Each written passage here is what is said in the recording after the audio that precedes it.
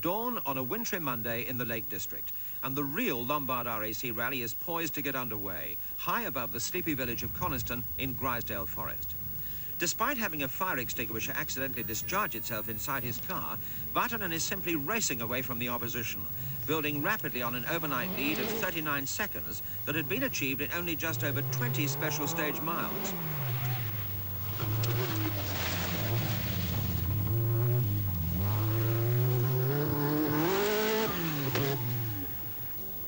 In second place overnight, Michelle Mouton is now having to cope with a failing transmission, and she ends this test with a two-wheel drive quattro. Third overnight, Bjorn Valdegaard's fine start to the rally is destined to end with engine failure after just 11 special stages. And in fourth place is Hannu Mikkola, forcing his way back up the field following that indiscretion in Knowsley, which dropped him to 33rd place. Already on this test, Kaikkonen has been forced to stop and change a puncture, which drops him from 5th to 20th place, and he's now driving flat out to try and make up that deficit.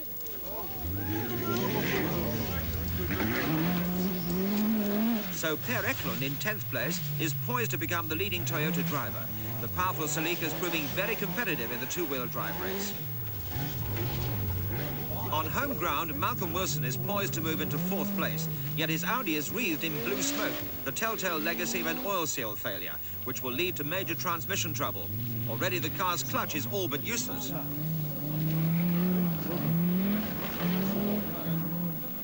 No such drama for Norwegian John Hogland, however. His reliable little Skoda is once again leading its class. These early forest stages are posing a lot of problems, and while Stig Undervang of the Swedish junior team struggles towards the finish with a puncture, so Phil Collins has surrendered his boot lid to a log pile. As the rally moves further north to the Scottish borders and through the forests of Castle Ur, Twigleys and Craig, so Vatanen remorselessly extends his lead. Mikkola has now shouldered his way into 2nd place, using all his quattro driving skill to try and stay on terms. And urging her quattro sport repeatedly to its rev limiter, Michelle Mouton is restored to the fray with a new gearbox. As ever, the two Opel Manta drivers are locked in battle, but Russell Brooks has now lost his overnight 11-second lead over McRae. The Scotsman has turned the tables, and the tussle is fiendishly close. And determined to stay ahead of them is Per Eklund, putting together a spirited drive for Toyota as the cars head for the rest halt at Hoik. Yesterday, those Mickey Mouse stages, we stayed out of trouble, which is the main thing on Sunday. And today, on a gravel, once we got into the forest, we have increased our lead quite handsomely. And I must say I'm very pleased with the state of affairs at the moment.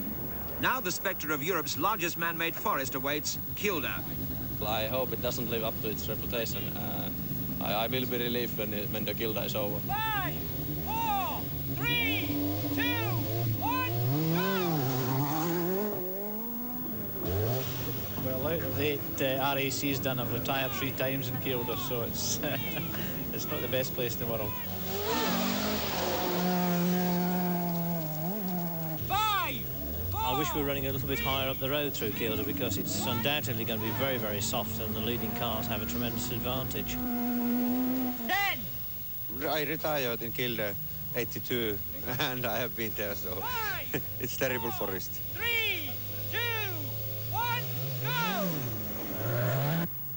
And yet again, a night in the Kilda Forest complex has stamped its indelible mark on the rally. But not that you'd notice from Vatanen's smooth progress. Here at Wycombe Forest in North Yorkshire early on Tuesday morning, it's business as usual. The 2-minute lead must be extended further.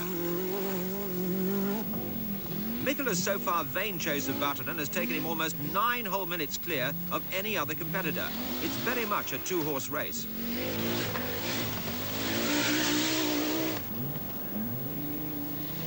Thanks partly to a puncture, Michelle Mouton has been almost constantly under pressure during the night from a hard-charging John Buffon, who previously snatched 3rd place before the French lady grabbed it back from him.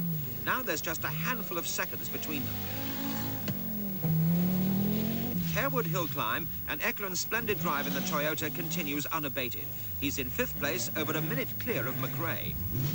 Kankonen too is fighting back strongly and is now up to 7th. For Brooks, it's been a fraught night, and after a rollover in Kilda, he's down to 10th. But apart from a restyled roof, his car seems none the worse for being inverted. Aintree Racecourse, the finale to the Northern Loop, and Vatanen's car control is a delight to watch. Having got myself into the lead, the toughest part in a way is behind, but I mean it's still a long way to go, and you start worrying now, and one puncture in the night time, I mean that takes more than 4 minutes to change. So I mean you have lost your lead altogether. So it's not sealed, far from it. The car is going very, very well, but it's more difficult to drive because it's bumpy. When it's bumpy, it's very nervous, and I had some difficulty even in the straight line to keep the car going straight. Wednesday morning at Loughton Park, the start of the final clockwise loop through Wales, and Vatanen's lead has been stretched to over 4 minutes.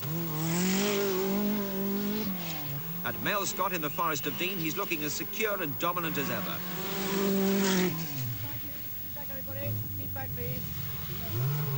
But Mikkola, 4 times a winner on the Lombard RAC, has never been one to abandon a chase without a fight. And although the big Quattro is at a disadvantage, he's still trying hard to maintain some pressure on the leader. 8 minutes behind Hanu, Michel Mouton has been unable to exploit the Quattro Sport's awesome horsepower. And the battle between herself in the only official factory-supported Audi on the event and the long wheelbase A2 version of John Buffum continues apace. The American has been improving all year, and he's now giving a splendid World Championship performance. Co-driven by Chester-based Neil Wilson, he's just 56 seconds behind the French girl.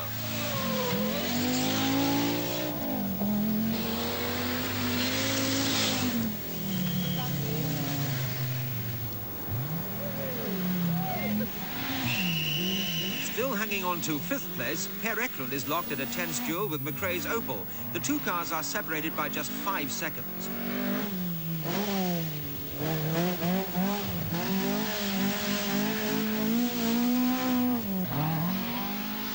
And the scene seems set for another famous Russell Brooks fight back. He's done it so many times before, and there's still a very long way to go. Speech House in the Forest of Dean, and Vatanen scatters the fallen leaves. He's only hours away from a catastrophe in South Wales, which loses him all of that painstakingly amassed 4-minute cushion, and for 3 stages, the lead itself. But at the 6 a.m. rest halt in Dolgetlau, he's more than made up a 40-second deficit to Mikkola, overtaken the Audi, and once again leads the rally by just over a minute.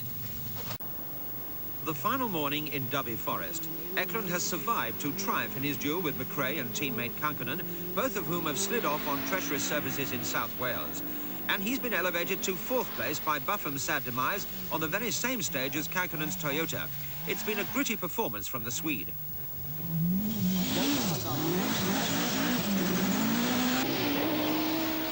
Michel Mouton has also survived a difficult night, complicated by more transmission trouble. The reward is a hard-won 3rd place. And for Brooks, the determined fight back has been in the classic mould. 10th place at halfway to 5th at the finish. Another impressive result on the Lombard RAC Rally.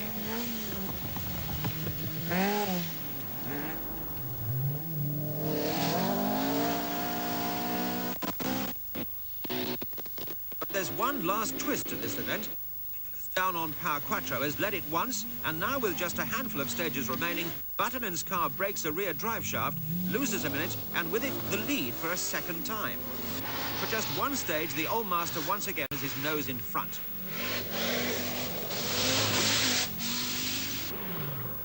But Vatanen's machine is rapidly restored to health, and despite an 11th-hour charge having fitted a new turbocharger, Mikkola is forced to give way. The gap between the 2 fins at the end, just 41 seconds. For Ari Vatanen, it's been a crucial test of his composure under pressure, and at the end, he and Terry Harriman have come through to triumph. Obviously, they've got a lot of bottle.